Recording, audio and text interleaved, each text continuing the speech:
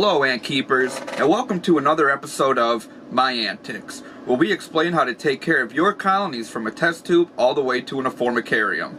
Today we're going to be talking about taking care of your first queen, and what equipment you can use to speed up the process of eggs to workers.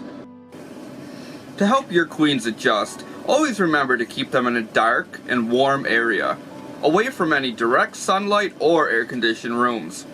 Keeping them at a steady temperature of 70 to 80 degrees not only helps them to stay comfortable, but helps speed up the process of egg to worker.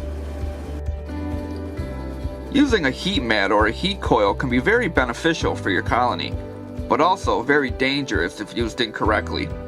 Remember to keep her water source far away from any heat. This could cause a large buildup of condensation, which could lead to many issues for your queen. Also, remember to keep the test tube edged off. This gives her the option of going towards a warmer or a cooler setting.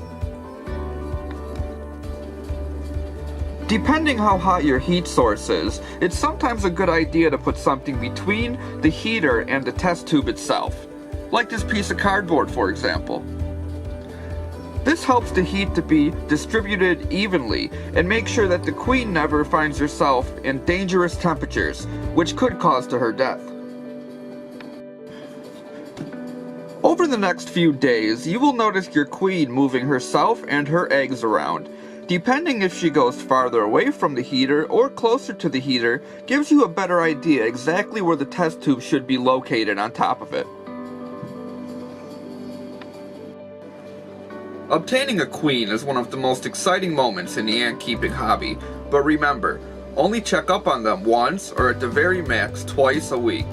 They need peace and quiet in a warm location so they can focus on growing and sooner or later becoming a full, mature colony. We talked about how to use a heat mat and exactly what the queen needs. That concludes this video. I hope you all have a wonderful night. Happy ant keeping.